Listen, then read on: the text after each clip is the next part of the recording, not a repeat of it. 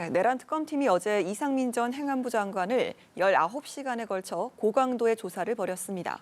한편 김건희 여사 특검팀 역시 코바나 컨텐츠의 협찬 의혹과 관련해 연일 소환 조사를 이어가며 수사에 속도를 내고 있는데요. 이외 사건 사고 소식까지 김성수 변호사와 함께 짚어봅니다. 어서 오십시오. 안녕하세요. 네, 이상민 행안부 장관 어제 19시간 가까이 소환 조사에 응했습니다. 특히나 이제 이 전 장관이 언론사의 단전 단수에 협조하라라고 직접 지시를 했다는 소방청장의 진술까지 확보가 된 걸로 전해지고 있는데요. 앞으로 특검팀이 추가 소환이라든지 신병 확보에 나설 가능성은 얼마나 보고 계시나요?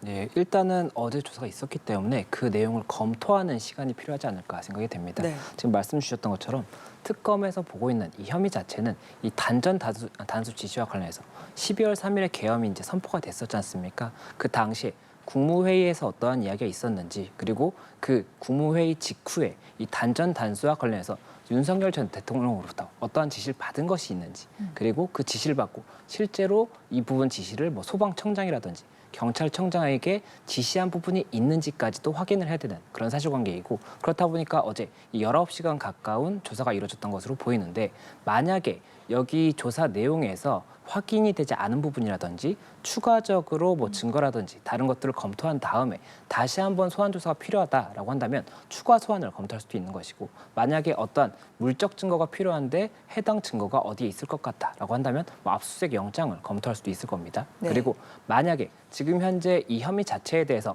어느 정도의 소명이 됐다라고 이제 판단을 하고 그 과정에서 증거인멸이라든지 도주의 우려가 있다라고 한다면 구속영장을 청구해 볼 수가 있을 건데요.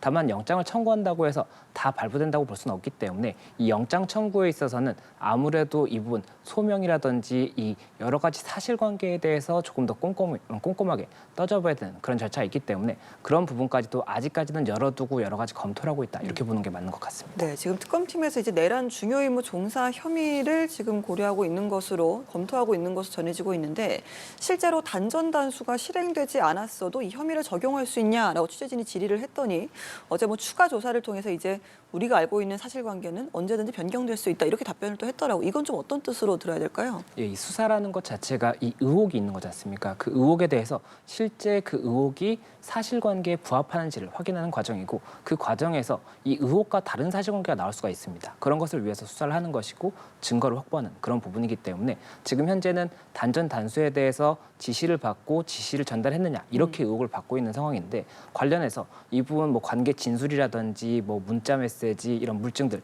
이런 것들을 파악했을 때 그 부분 사실관계가 다른 부분이 있다라고 한다면 그 부분 사실관계는 언제든지 바뀔 수가 있고, 그 바뀐 사실관계에 의해서 다시 사실관계를 구성하고 해당 사실관계가 이 형사적인 처벌의 대상이 되는지 이것을 검토하는 것이 수사라고 할 수가 있기 때문에 아직까지는 그런 사실관계에 대해서 여러 가지 가능성을 열어두고 있다라고 보는 것이 맞는 것 같습니다. 네. 그리고 지금 말씀하셨던 이 허석권 소방청장이 당시에 지금 객관적으로 확인된 자료는 어떤 것이 있느냐면, 이 이상민 전 장관이 이 국무회의 이후에 이 경찰청장 그리고 소방청장에게 전화를 한 통화 내역은 나온 것 같습니다. 그런데 이 통화 내역이 있다고 하더라도 해당 통화에서 어떠한 내용을 이야기했는지는 이제 증거로 확인이 안 되는 거거든요. 네. 그렇다 보니 당시 통화에서 어떠한 대화가 있었는지를 이 통화의 시간이라든지 그리고 통화를 한 직후에 이 사람들이 다른 사람과 통화를 했다라고 한다면 그 다른 사람은 무엇이라고 들었는지 이런 것까지 확인을 해서 사실관계를 다시 한번 구성을 하고 조합하는 이런 과정이기 때문에 지금 관계자들의 진술을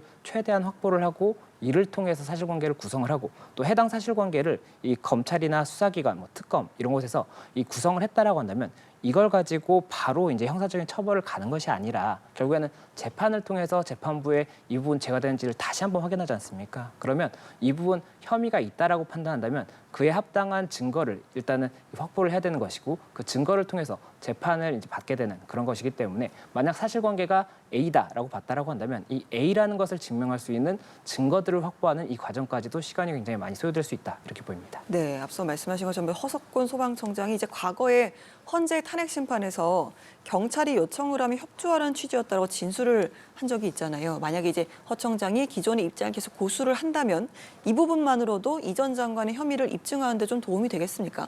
예, 현재 이상민 전 장관은 통화를 한 사실 자체는 인정을 하는 겁니다. 그런데 당시 통화에서 어떠한 뭐 단전 단수 이런 것들을 지시했던 것이 아니라 이 계엄이 선포가 된다라고 한다면 여러 가지로 이제 행정적으로 안전에 문제가 발생할 수가 있기 때문에 그런 부분 관련해서 경찰청장 그리고 소방청장과 통화를 했다라고 이야기를 하고 있습니다. 그러니까 지금 현재 받고 있는 혐의를 부인하고 있는 그런 부분이라고 볼 수가 있는 것이고, 그런데 지금 소방청장 같은 경우에는 이 혐의에 부합하는 진술을 하고 있다라고 볼 수가 있기 때문에 진술이 상반되는 겁니다. 이렇게 상반되는 진술이 있다라고 한다면 결국에는 이것에서 어느 쪽의 진술이 더 신빙할 수 있는지 이것을 확인하기 위해서는 이 물적 증거라는 것이 확보되는 것이 가장 이제 유의미하고, 네. 만약 물적 증거가 없다라고 한다면 한 사람의 진술만 가지고 사실관계가 인정된다기보다는 이 관계자들의 더 추가적인 진술이 최대한 많을수록 사실관계가 인정될 가능성이 높기 때문에 지금 현재 특검에서 이 소방청장뿐만이 아니라 이 소방청 차장이라든지 이 재난본부장 이런 사람들에 대한 진술도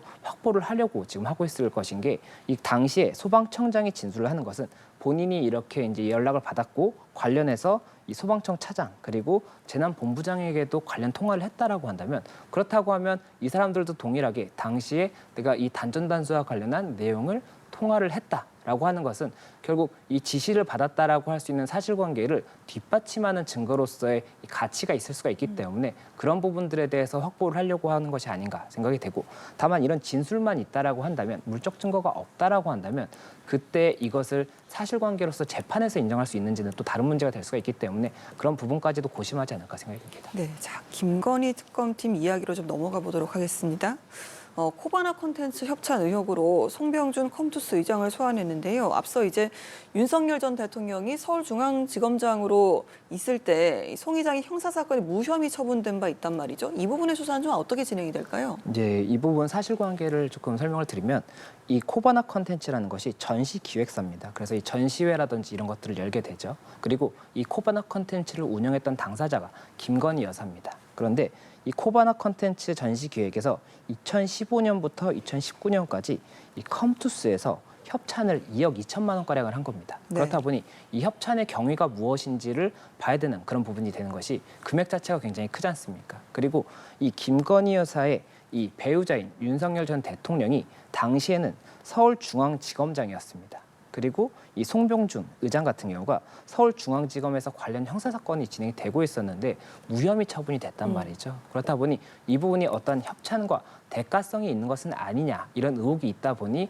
이에 대해서도 실제 사실관계를 파악하는 그런 과정이고, 이 사실관계를 파악하기 위해서는 그렇다면 컴투스에서 이 협찬을 할 당시에 어떠한 경위로 협찬했는지에 대해서 이 내부 자료도 있을 것이고, 이 당시에 실무자들 간의 대화도 있을 겁니다. 그러면 그런 부분들을 확보하는 것이 한 가지가 필요할 것이고, 또 한 가지가 이 무혐의 처분이 됐지 않습니까? 그럼 이 무혐의 처분 관련해서도 담당 검사가 있었을 것이고, 이 담당 사건을 진행했을 당시에 자료도 있을 것이기 때문에 그런 부분들을 일단 확보하고 관계자들의 진술을 확보한 다음에 그 사실관계를 어느 정도 구성을 하는 절차를 거치지 않을까 생각이 듭니다. 네. 자, 한편 특검팀은 이제 김 여사 일가를 압수수색하는 과정에서요, 그 재산 신고 누락 논란이 일었던 고가의 목걸이 실물을 김 여사의 인척 주거지에서 확보를 했습니다. 이 부분에 대해서 이제 모조품이라고 김 여사 측에 주장을 하고 있는데요. 이 진위 여부를 밝혀낸다면 들어가겠죠. 이제 모조품인지 아닌지. 그때 되면 이제 수사에도 어떤 영향을 미치게 되는 겁니까? 예, 이 부분 이제 말씀을 드리면, 어제 이제 김건희 여사 그리고 김건희 여사의 모친, 뭐 동생 이런 당사자들에 대해서 압수수색이 있었습니다. 네. 압수수색을 통해서 여러 가지 이제 증거가 확보하는 이런 과정이 거쳐졌는데, 그 과정에서 남양주에 있는 이 김건희 여사의 인척의 집에서 이 목걸이가 굉장히 고가의 목걸이가 발견이 된 겁니다. 그래서 이 특검에서 다시 영장을 받아서 이 목걸이도 압수를 한 그런 상황인데, 이 목걸이가 어떠한 목걸이인가 하면 2022년 6월 당시에 이제 윤석열 전 대통령 그리고 김건희 여사가 나토 순방을 했습니다. 그리고 당시에 목걸이를 착용한 것이 이제 영상에 나왔는데, 예. 그 목걸이가 굉장히 고가의 6천만 원 상당의 이 명품 목걸이였던 그런 부분이 있었고, 이 목걸이가 쟁점이 당시 됐던 이유가, 이 공직자윤리법으로 보면 500만 원 이상의 귀금속은 신고하도록 되어 있는데 해당 목걸이는 신고된 적이 없었거든요. 네. 그렇다 보니 이 목걸이는 어떻게 이제 차게 된 것이냐, 이것을 이렇게 차고 나오게 된 것이냐, 이런 이야기가 나왔었고, 당시에 이제 대통령실에서는 이 부분 빌린 귀금속이다 이렇게 이야기가 됐었는데, 최근에는 그것이 모조품이다라는 이제 주장이 나오면서 이 부분 관련 쟁점이 되고 있었는데 이 목걸이의 실물로 보이는 이런 부분이 이제 확인이 되다 보니까는 혹시 이것이 해당 목걸이가 맞다라고 한다면 이 혐의와 관련해서 중요한 사실관계를 파악하는 이런 근거가 될 수가 있기 때문에 이 부분 확인을 하고 있고 만약에 이 목걸이가 모조품이라고 한다면 그에 따라서도 사실관계가 굉장히 많이 바뀔 수가 있기 때문에 네. 일단 모조품이 맞는지에 대한 감정을 진행할 것이다 이렇게 보이는 겁니다. 알겠습니다. 다음 이야기로 좀 넘어가 보도록 하겠습니다. 전남 나주의 한 벽돌 공장에서요. 외국인 노동자가 동료들에게 집단 괴롭힘을 당하는 영상이 공개가 돼서 굉장히 좀 파문이 일고 있는 상황입니다. 먼저 이번 사건 어떻게 보고 계시는지 듣겠습니다. 예, 제가 이 영상을 봤습니다. 이게 지난 2월 26일에 있던 사건인데 예. 이 벽돌 제품에 흰색 비닐로 사람 몸을 이렇게 묶고 지금 영상에 나오고 있죠. 이렇게 한 다음에 저 지게차로 들어서 사람을 이렇게 옮겨 다닙니다. 그런데 만약에 제가 저 입장에 있었으면 어땠을까 이런 상상을 해봤을 때 정말 끔찍하지 않습니까? 그렇기 그렇죠. 때문에 이건 네. 정말로 인권 유린이 맞다라는 이야기가 나오는 것이고 그리고 이 법으로 봤을 때 지금 외국인 근로자이고 지금 고용 허가제로 취업 비자를 받았던 그 E9이라고 하는 이 비자를 받은 분인데 이분들 같은 경우에 이 외국인 고용법을 보면 이 사용자의 허가를 통해서 재고용 여부도 결정을 할 수가 있게 되고 만약에 사업장을 변경한다든지 어떠한 부분에 있어서 문제가 생긴다라고 한다면 이 출국의 대상이 될 수가 있기 때문에 이 사업 과정에서 뭐 근로자와의 다툼이라든지 이런 것이 발생한다고 하더라도 아무래도 이런 인권에 대한 부분을 주장할 수 없는 것이 아닌가 이런 우려가 나오다 보니까는 그런 부분들에 대한 근본적인 개선이 필요한 것이 아닌가 이렇게 봤습니다. 예, 이재명 대통령도 뭐 야만적 인권 침해다라고 하면서 이제 엄단을 지시를 했고요. 경찰에서는 가해자로 지목된 지게차 운전자를 입건을 하면서 수사가 궤도에 올랐습니다. 앞으로 경찰에서는 좀 어떤 부분을 중점적으로 조사를 할까요? 예, 현재는 지금 경찰에서 혐의를 보고 있는 것이 특수 감금 그리고 특수 폭행이라고 합니다. 이 특수 폭행 같은 경우가 이 특수라는 것은 위험한 물건을 가지고 아니면은 이 단체로 하는 경우가 특수가 붙는 경우라고 네. 볼 수가 있는 것인데 지게차 같은 경우가 위험한 물건이라고 볼 수가 있지 않습니까? 그리고 이 폭행이라는 것은 이 사람을 직접 때리는 것만이 아니라 어떠한 유형력의 행사, 뭐 이렇게 들어 올린다든지 묶는다든지 이런 것들도 폭행이 될 수도 있고 또 이 묶는 행위는 감금도 될 수가 있기 때문에 이런 특수감금, 특수폭행 이 두 가지 혐의에 대해서 수사를 진행할 것이다. 이렇게 이야기가 나오고 있고 지금 현재 이 피해자가 다른 피해를 입었을 수도 있기 때문에 그런 부분들에 대해서도 이 영상에 나왔던 해당 일자의 뭐 다른 관계자 이런 괴롭힘에 대해서 네. 다른 관계자가 추가로 있었는지 또 그리고 다른 날짜에 다른 추가 피해가 있었다라고 한다면 해당 사실관계에 대해서도 형사적인 입건이 또 추가적으로 가능할 수가 있기 때문에 그런 부분까지도 일단 여러 가지로 수사가 진행될 것으로 보인다 이렇게 보입니다. 알겠습니다. 다음 사건 이야기로 좀 넘어가도록 하겠습니다. 사제 총기로 아들을 살해한 60대 남성에 대한 경찰 수사가 본격화되고 있는데요. 피의자의 통화 기록이나 또 인터넷 검색 기록 등을 확보를 해서 분석에 들어갔고 다른 가족에 대한 살인 미수 혐의까지 추가가 된 상황입니다. 이 부분에 대해 이제 사건의 실체를 파악하는 가장 중요한 관건은 뭐라고 봐야 될까요? 예, 지금 현재 이 사건이 살인죄, 살인 미수죄, 그리고 현주건조물 방화 예비 이렇게 세 가지로 제명이 크게 나뉘게 됩니다. 그러면 이 각각의 행위에 대해서 각각의 혐의에 대해서 실제 사실관계를 증명하는 것이 이제 수사기관에서 하는 업무라고 볼 수가 있기 때문에 이 살인 같은 경우에는 지금 현재 피해자가 사망에 이르게 한 이 사실 자체는 분명하지 않습니까? 그러면 이 살인에 이르게 된 경위에 대해서 파악을 하는 그 작업을 거칠 것으로 보이고 그 과정에서 지금 말씀 주셨던 이 휴대전화 검색 기록이라든지 대화 내역, 뭐 인터넷 검색 기록 이런 것들을 통해서 어떠한 의도였는지를 찾고자 하는 그런 부분에 이제 모색이 있을 것으로 보입니다. 그리고 살인 미수 같은 경우에는 이 당시에 이 아들이 피해자이고 그리고 이 아들의 아내 그리고 자녀들도 현장에 있었는데 지금 이들에 대해서도 살인을 하고자 했는데 미수에 그쳤다. 지금 이런 주장이 나오고 있기 때문에 이에 대해서도 살인 미수 혐의가 있는지를 사실관계를 파악해보고 실제 사실관계가 맞다라고 한다면 이 부분 기소가 이루어질 수가 있기 때문에 이런 부분을 검토하고 있다. 이렇게 보이는 것이고 현주건조물 방화 예비 같은 경우가 이 본인이 거주하고 있던 자택에 그 부분 폭탄을 설치했다라는 이야기가 있었지 않습니까? 그래서 이 부분에 대해서도 실제 이 해당 혐의가 어떻게 인정되는 것이 맞는지에 대한 구성이 필요하기 때문에 네. 각각의 사실관계를 구성하고 이를 뒷받침하는 증거를 확인하는 이런 절차를 거치고 있다고 보이고 그리고 또 한 가지가 지금 현재 이 살인 미수라든지 이런 사실관계와 관련해서는 지금 9시 31분경에 이 아내분이 처음으로 신고를 했었습니다. 그리고 경찰에 출동을 여러 차례 요청을 했었는데 경찰이 현장에는 도착했던 경찰이 10분 정도 후에 도착을 했는데 총기가 있다고 하니까 바로 진입을 하지 않고 경찰 특공대가 10시 43분에 진입할 때까지 결국에는 현장에 진입을 못하고 있는 상황이었거든요. 네. 그렇다 보니 이런 부분 관련해서 사실관계를 파악하기 위해서는 당시 현장에 어떤 뭐 수사관이라든지 있었다라고 한다면 그런 것들을 통해서 확인할 수가 있겠지만 그런 부분에 대한 진술을 확보할 수가 없다라고 한다면 나머지 이런 부분 사실관계를 달리 파악을 해야 되는 그런 부분이 있고 또 그리고 이렇게 출동이 조금 오랜 시간이 소요된 것에 대해서 지금 대응 매뉴얼에 대해서도 여러 가지 이제 의견이 나오고 있는 것 같거든요. 그렇다 보니 이런 부분들에 대해서도 뭐 여러 가지 검토가 있지 않을까 이렇게 생각이 듭니다. 알겠습니다. 그리고 또 피해자의 또 다른 과거가 드러났는데요.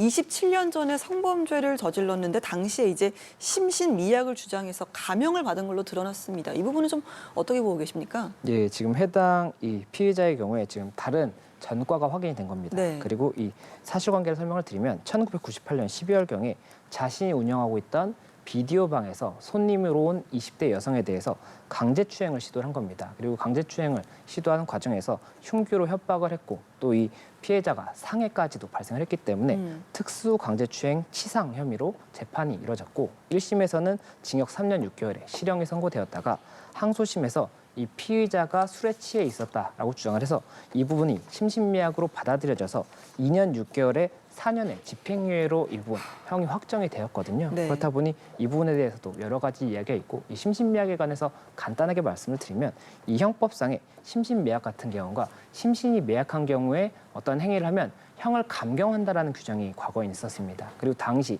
98년 같은 경우에는 해당 조문이 적용이 될 때이다 보니까는 심신미약이 인정돼서 형이 감경이 됐던 것으로 보이는데 지금 현재 2018년에 이 심신미약 규정이 개정이 돼서 지금은 심신미약이 있다고 하더라도 이 부분 감경할 수 있다. 감경할지 여부에 대해서 선택적으로 이 부분 판단할 수가 있기 때문에 이런 부분이 조금 개정이 된 상황이어서 이 부분까지 말씀드리는 것이 좋을 것 같습니다. 알겠습니다. 오늘 특검과 또 여러 가지 사회 관련 이슈들 김성수 변호사와 함께 이야기봤습니다. 오늘 말씀 고맙습니다. 네, 고맙습니다.